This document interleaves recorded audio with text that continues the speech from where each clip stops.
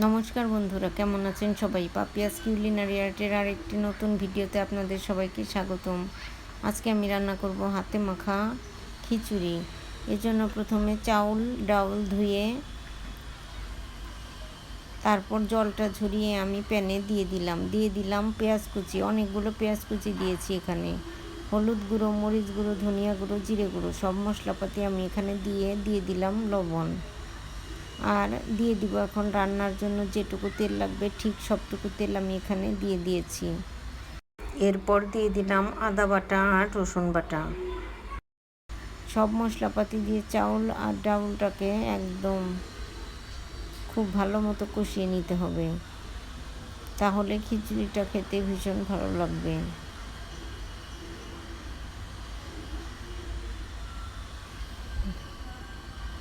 এবার খুব ভালো মতো মেখে নিতে হবে। চাউল ডাউল মশলাপাতি তেল লবণ সব কিছু একদম হাত দিয়ে খুব ভালো মতো মেখে নিয়েছি। এবার পরিমাণ মতো জল দিয়ে ঢেকে রান্নাটা করে নেব।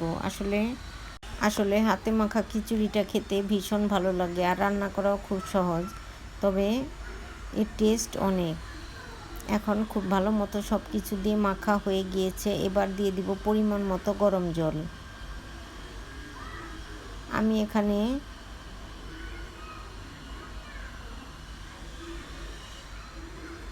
250 গ্রাম চাউল ডাউল মিলে নিয়েছি আর তার ডাবল আমি জল দিয়ে দিলাম। আর আমি রান্না করছি মুসুর ডাল আর ভাতের চাউল। আমি খিচুড়িটা খুব একটা শক্ত ঝরঝরে করব না, একটু নরম নরম করে রান্না করব।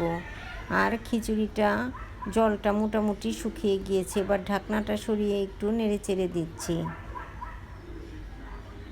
এখানে দিয়ে দিচ্ছি 4-5টির মতো কাঁচা লঙ্কাটা দিয়ে নেড়ে চেড়ে আবারও আমি কিছুক্ষণ ঢেকে রান্নাটা করে নেব।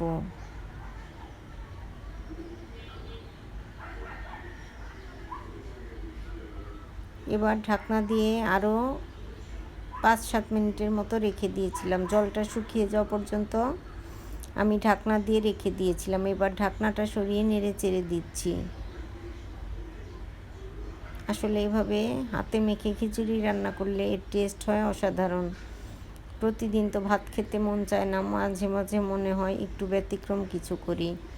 এজন্যই আজকে প্রচণ্ড গরম পড়েছে, তার মধ্যেও খিচুড়ি খেতে মন চাইলো। কিন্তু খিচুড়িটা রান্না করার পর ওয়েদারটা একদম বৃষ্টি বৃষ্টি ওয়েদার।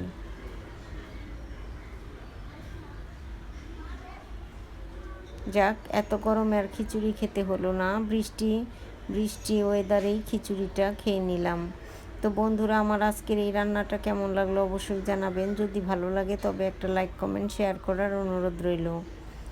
যারা ফেসবুক থেকে দেখছেন তাদেরকে অনুরোধ রইল আমার ফেসবুক পেজটি ফলো করার। যারা ইউটিউব থেকে দেখছেন তাদেরকে অনুরোধ রইল আমার ইউটিউব চ্যানেলটি সাবস্ক্রাইব করার।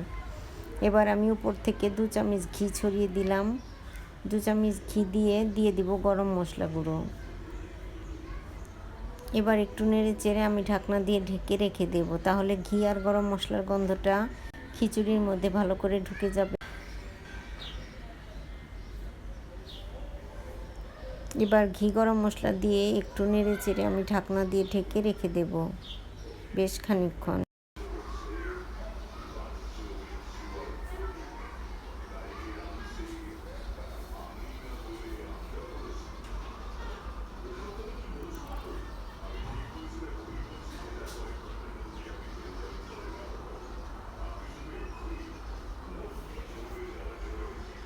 তো বন্ধুরা, খিচুড়িতে ঘি আর গরম মশলা দিয়ে আমি নেড়ে চেড়ে এবার ঢাকনা দিয়ে রেখে দিব। এভাবে করে খিচুড়ি রান্না করলে খেতে হয় ভীষণ মজার। গরম গরম এই খিচুড়ি আসলে খেতে ভীষণ ভালো লাগে। এভাবে ঢাকনা দিয়ে ঢেকে আমি 2-3 মিনিটের জন্য রেখে দিয়েছিলাম, আর খুব অল্প জালে। এবার খিচুড়িটা একটু নেড়ে চেড়ে দিচ্ছি, আর এর স্মেলটা যা আসছে খিচুড়ি থেকে দারুণ। আর খিচুড়িটাও নরম নরম হয়েছে, খেতে ভীষণ ভালো লাগবে।